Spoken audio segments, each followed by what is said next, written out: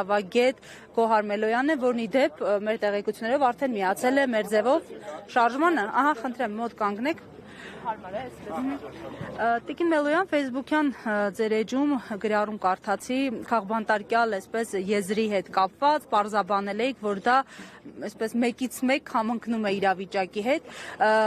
Ինչու միջազգային արձագանքը այս պահին ադեկվատ չէ, համարժեք չէ։ Այդ պարագայում, եթե ձեր նկարագրած սիտուացիան է իսկապես։ Եթե թույլ կտաք, մի հատ նորից անդրադարձ կատարեմ գրառմանս, ինչ է այսօր տեղի ունենում, այսօր դատաքննություն է Սամվել Կարապետյանի խափանման միջոցի երկարաձգումը քննելու, այսինքն կալանքը երկարաձգելու վերաբերյալ։ Սամվել Կարապետյանը մոտ 4 ամիս է արդեն ապօրինաբար ազատազրկված է եւ Սամվել Կարապետյանը դասական քաղաքական բանտարկյալ է։ Դա իմ եզրահանգումը չէ, ես տվել եմ Եվրոպայի խորհրդի խորհրդարանական վեհաժողովը 2012 թվականին ընդունել է 1900-րդ բանաձևը, որով տվել է քաղաքական բանտարկյալ հասկացությունը։ Քաղաքական բանտարկյալ հասկացությունը ունի 5 կոմպոնենտ, ու եթե դրանցից թեկուզ մեկի առկայությունը կա, մարդը համարվում է քաղաքական բանտարկյալ։ Օրինակ, Եվրոպական կոնվենցիայի իմաստով մարդու իրավունքի իրացումը սահմանափակելու նկատառումով են նրա նկատմամբ խափանման միջոց կիրառել։ Այս դեպքում ինչ է տեղի ունեցել, Սամվել Կարապետյանը իր խոսքի ազատությունը իրացնելով, հաշվի առնելով մեր երկրում եկեղեցու դեմ հետապնդումները, ընդամենը 2 րոպեանոց հարցազրույց է տվել եւ ասել է, որ կանգնելու է եկեղեցու կողքին իր ձևով, մեր ձևով եզրույթներն է ասել, անմիջապես դրանից հետո մարդու նկատմամբ իրավական գործընթացներ են մեկնարկել։ Այստեղ ակնհայտ է քաղաքական նպատակաուղղվածությունը, որովհետեւ էլի տեսական ակնարկան եմ, երբ մարդը խոսք է ասում, իր խոսքը հանցակազմը ընդհանրապես 4 բաղադրիչ ունի. օբյեկտ, օբյեկտիվ կողմ, սուբյեկտ, սուբյեկտիվ կողմ։ Մենակ երբ նույնը Միքայել Սրբազանի բարագայում, եթե մարդը ինչ որ հարցազրույց է տալիս ու ինչ որ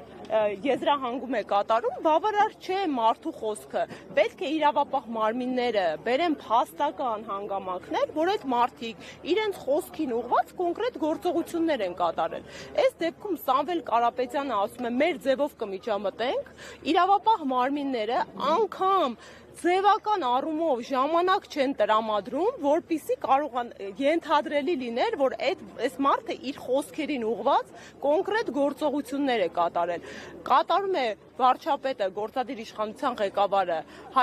անմիջապես Facebook-յան գրառումներ, իրավապահ մարմինները ուժ ցուցադրելու նպատակով գնում են մարդու առանձնատուն խոզարկություն իրականացնելու միտումով,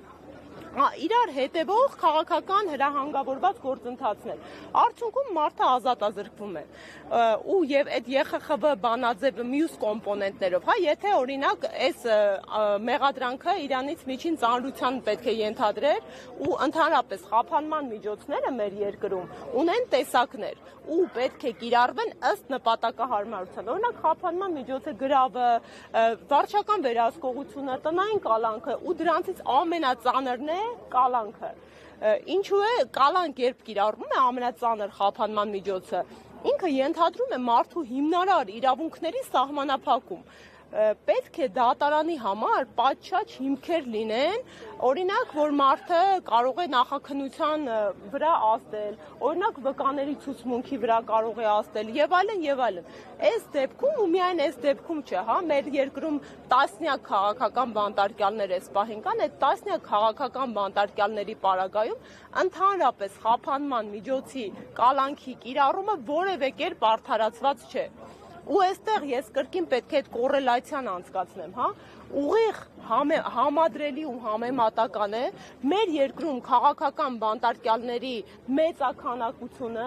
ու նրանց կալանքի տակ գտնվելու իրավիճակը մեր երկրում սրընթաց կերպով աճող հանցագործությունների քանակի ու տեսակների հետ։ Վերջին 7 տարիներում մենք ունենք հանցագործությունների տեսակներ, որոնք հարյուրավոր անգամներ են աճել, տոկոսային հարաբերակցությամբ տասնյակ տոկոսներ։ Արդյոք սրանք համադրելի չեն, այսինքն արդյոք այն պատճառով, որ ամբողջ իրավապահ մարմինների ուշադրությունը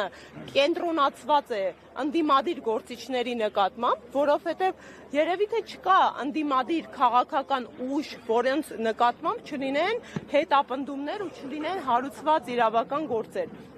Արդյոք այս ամենը ուղղակիորեն փող պայմանավորված չեն։ Հիմա այդ նույն ԵԽԽՎ բանաձևի տարերից մեկը ասում է, հա, եթե մարդու նկատմամբ այդ իրավիճակում ավելի ծանր պատժամիջոց է կիրառված, եթե մարդու նկատմամբ այդ իրավիճակում ուղղակիորեն քաղաքական միջամտությունը հիմնավորված է, այս դեպքում արդեն կարծում եմ հենց դուք լրատվական համայնքդ եք ականատես եղել եւ շրջանառել մեր երկրի վարչապետի Նիկոլ Փաշինյանի տասնյակ գրառումները Սամվել Կարապետյանի հետապնդում ենթադրվող։ Այսինքն ուղղակիորեն հիմնավորված է, որ Սամվել Կարապետյանը հանդիսանում է քաղաքական բանտարկյալ ու հանդիսանում է քաղաքական բանտարկյալ ԵԽԽՎ անդամ 46 պետությունների տրամաբանությամբ։ Ինչու միջազգային արձագանքը ակտիվ չէ, միջազգային արձագանքը կարծում փակ դռների հետևում, ինչու ոչ նաև արդեն ներառված մեր միջազգային իրավունքի մասնագետների գնահատմամբ, կարծում եմ երեք ինքներդ ներկա եք Ռոբերտ Ամստերդամի ասուլիսին, առաջի փաստաբանը չէ, հա, մենք նաև ունեցել ենք Ռուբեն Վարդանյանի դեպքը ու սա էլ արձանագրենք, որ Հայաստանի հետ սերտ կապ ունեցող Հայաստանից ծագած երկու աշխարհում մենք միլիարդատեր ունենք, ովքեր Forbes-ի ցուցակում գրանցված են, ու երկուսն էլ այս պահին դա մեր պատմական ամոթն ու ողբերգությունն է, որ գտնվում են անազատության մեջ, մեկը Բաքվում, մյուսը մեր հայրենիքում Հայաստանում։ Ինձ բազմաթիվ գործընկերներ են զանգահարել Սամվել Կարապետյանի ապօրինի կալանավորման դրվագից հետո ու հարցնում են, արդյոք դա ճիշտ է, Գոհար, որ ձեր ֆիլանթրոպիստը, բարերարը, բարեգործը հիմա ձեր երկրում ազատազրկված է, որովհետև մարդկանց համար անգամ երբ ինքը ու հատկապես երբ ինքը ժողովրդավար հասարակության, եվրոպական, ամերիկյան հասարակությունում է բնակվում, իրենց ուղեղի մեջ չի տեղավորվում, հա, ինչպես կարող է մի մարդը, ով այս երկրի ներկայացնող դեմքն է հանդիսանում, ով այդքան ներդրում ունի իր երկրում, կարող է ազատազրկված լինել հենց իր հայրենիքում։ Սամվել Կարապետյանը կարող էր ազատազրկվել օրինակ, հա, Ռուսաստանի Դաշնությունում, Ամերիկայում, Ֆրանսիայում, ու մենք հայերս պետք է ոտքի կանգնեինք ու պայքարեինք, բայց այն, որ այսօր տեղի ունենում իրավիճակ, որ մեր մեծանուն բարերարը ում անելիքները հիմա սկսել են ստիպված իր ընտանիքն ու մերձավորները գույքագրել, հա, թե ինչեր է մինչ օրս կատարել, որովհետև իրական բարեգործությունը չհնչեցված բարեգործությունն է ու այդպես էլ եղել է։ Հիմա այդ բարեգործությունները փորձում են պախարակել, փորձում են անվանարկել ու ստիպված իր մերձավոր միջավայրը հետ հայացքով հավաքագրում է դրվագներ, թե այս մարդը Հայաստանում ինչ է արել ու արել է մոտ 1 միլիարդ դոլարի բարեգործություն։ Հասկանում եք մասշտաբը, դա մեր բյուջեի ահռելի մասն է կազմում, մոտ քառորդ չափի պետական բյուջեի այդ մարդը միայն ներդրում է կատարել իր հայրենիքում։ Ու այն իրավիճակը, որ մենք հիմա կանգնած ենք հակակոռուպցիոն դատարանի բակում, հա, այդ զավեշտ է, այդ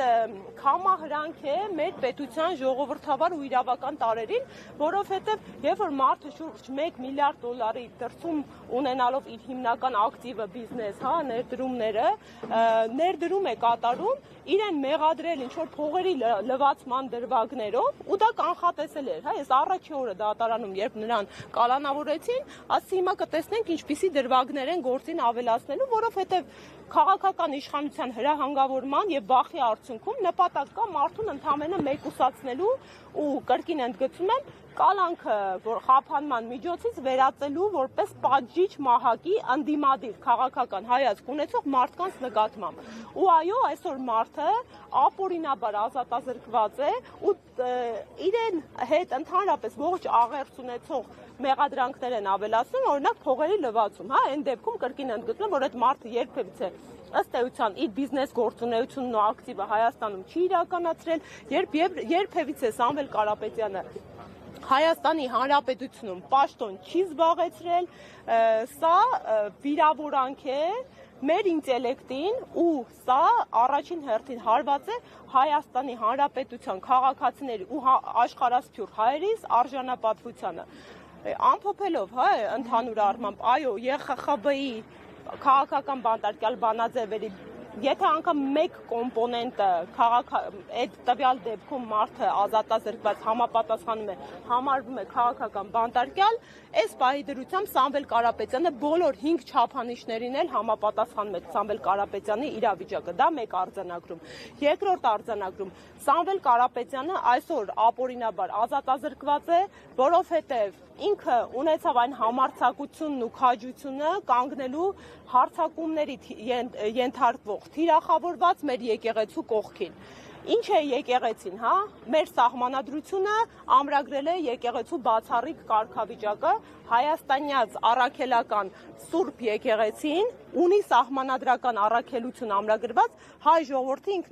ինքնությունը պահպանելու հարցում։ Այսինքն տրամաբանական շղթա թիրախավորել են եկեղեցին, հարձակումներ է ենթարկում եկեղեցին, թիրախավորվում է հայի ինքնությունը։ Սամվել Կարապետյանը ես համոզված եմ, որպես հենց հայ մեծանուն բարերար ուներ իր կարմիր գիծը ու այդ կարմիր գիծը հատեցին ու մարդը ունեցավ այնքան համարձակություն ու հայրենասիրություն, որ կանգնի եկեղեցու հայրից ինքնության կողքին։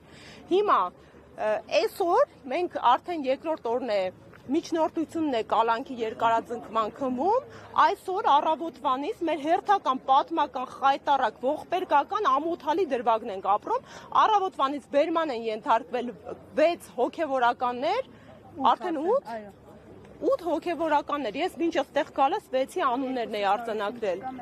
Եվ մեկ սրբազան, հասկանում եք, երրորդ սրբազանը ենթարկվել, որովհետև ինֆորմացիա չկա որտեղ է պահվում։ Ես ուզում էի արձանագրել այդ փաստը, շնորհակալություն հարգելի գործընկերներ, տեսեք, ձեր մեր ընդհանրապես ձեր 4-րդ իշխանությունը պատահական չէ, որ դուք իշխանության թևեք, որովհետև այս ողբերգական օրերին դուք եք հանրությանը հասցնում կատարվելիքը։ Հայեր ջան, այս պահի դրությամբ, երբ հենց եկեղեցուն պաշտպանելու համար կրկին փորձում են երկարաձգել Սամվել Կարապետյանի ապօրինի ազատազրկումը, 8 հոգևորականներ առավոտվանից բերման են ենթարկել։ Պատկերացնում եք, այդ Հայաստանի Հանրապետությունում 8 հոգևորականներ եւ եւս մեկ սրբազան հայր։ Երկուսը հիմա ապօրինի անազատության պայմաններում են, երրորդը բերման է ենթարկել ու առավոտվանից գործընկերներս, մեր փաստաբանական համայնքի ներկայացուցիչները չեն կարողանում այս մարդկանց գտնել, որպեսզի իրացնեն իրենց հիմնական պարտականությունը ու ապահովեն այս մարդկանց հիմնական պաշտպանվելու իրավունքը։ Չեն տալիս ինֆորմացիա իրավապահ մարմինները։ Սա կրկին մարդու հիմնարար իրավունքների կոպտագույն խախտում է, սա մեր հայի ազգային ինքնության դեմ ուղղված կոնկրետ գործողություն է, այսինքն եկեղեցու դեմ հարձակումները միայն պարոն Կարապետյանի ազատազրկման չեն սահմանափակվելու։ Մենք յուրաքանչյուրս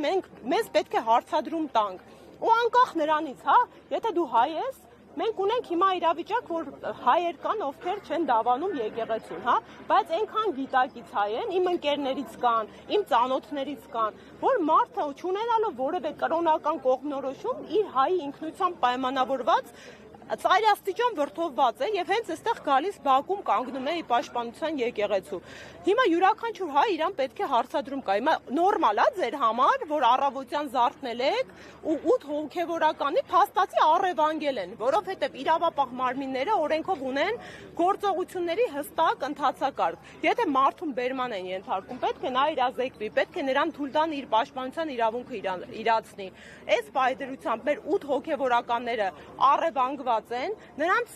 չեն թույլ տալի իրացնել իրենց պաշտպանության իրավունքը ու այս պահի դրությամբ տեղի ունենում եկեղեցու խուզարկություն։ Այս ամենը մտնելու է հայոց պատմության մեջ որպես մեր ողբերգական ամոթալի խայտարակ էջեր ու մենք լինելու ենք այն անփառունակ սերունդը, ովքեր թույլ են տվել, որ իրենց օրոք այս խայտարակ ապօրինությունները տեղի ունենան։ Ես հիմա կրկնեմ, հա, այդ միտքը, մենք իրավաբաններս հիմա մարտիկներ ենք առանց զենքի մարտի դաշտում ու չենք նահանջում, որովհետև մեր թիկունքում ինչքան էլ որ մենք անզեն ենք ու հարվածներ ենք ստանում, շատ կարևոր արժեքներ են, հա, մեր մասնագիտական արժանապատվությունն է, որովհետև նորմալ չի, որ իմ երկրում հիմա մարդուն զուտ երկու խոսքի համար բերեն եւ 4 ամիս ազատազրկեն։ Նորմալ չի, որ իմ երկրում սրբազան հայրեր են ապօրինաբար դատվում։ Նորմալ չի, որ իմ երկրում այսօր 8 հոգևորական, ես արթնացել եմ, բնականon կյանքս եմ փորձում վարեմ, բայց 8 հոգևորականների առևանգել են իրավապահ մարմինները ու մենք չգիտենք ինչպես կազմակերպել իրենց պաշտպանությունը։ Նորմալ չի, որ իմ երկրում, երբ սրընթաց հանցագործությունների աճ է գրանցվում, եկեղեցին խուզարկում են։ Այս ամենը նորմալ չի ու ամեն հայ պետք է իրան հարց տա, այդ իրա նորմալ չի սահմանը, որն է ձեր կարմիր գիծը։ Երբեք դուք ոտքի կանել, որովհետև երբ արդարադատությունը այսքան նահանջում է, իրավունքի գերակայությունը այսքան անկում է ապրում, դուք չեք կարողանալու ճողոպրել։ Մի օր այս արդարադատության երկակի ստանդարտների ու այդ ընտրովի արդարադատության համակարգը դառնալու է նաև ձեզ ու դուք դառնալու եք դրա շահառուն ու այդ ժամանակ ոչ ոք չի լինելու բարձրաձայնելու ձեր խնդիրը կամ պաշտպանելու ձեր իրավունքը։ Ես այստեղ եմ ի զորակցություն ու ցպահանջ արդարադատության։ Ես այստեղ եմ ու մշտապես լինելու եմ, մինչև մեր երկրում իրավունքի գերակայությունը չվերականգնի ու մինչև մեր սահմանադրության ճշմարտություններն ու ամրագրություններն առայն, որ մենք իրավական ու ժողովրդավար պետություն ենք, չվերականգնեն իրենց ի սկզբանե դիրքին ու ձիրքին։ Հասկանալի է, դեպս եք տեսնում։